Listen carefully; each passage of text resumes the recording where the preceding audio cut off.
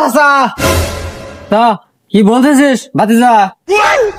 চাচা আপনার নামে তো বিরাট খুশির খবর আছে। কি খুশির খবর ভাতিজা?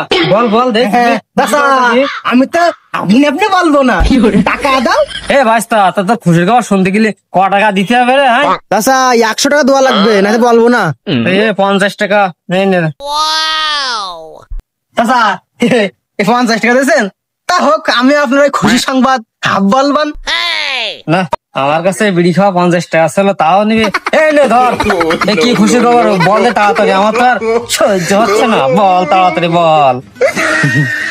এবার ঠিক আছে চাচা, ওই আপনি যে ওই পাশের বাড়ি চাষির এই উকি ঝুঁকি মারেন, এইটা আমার তো আপনার বলতে বললো, এই কাজটা আপনার না করেন। সর্বনাশ, আমার সাথে কইছু আজ জন্য কার সাথে কইস নে, বুঝছিস?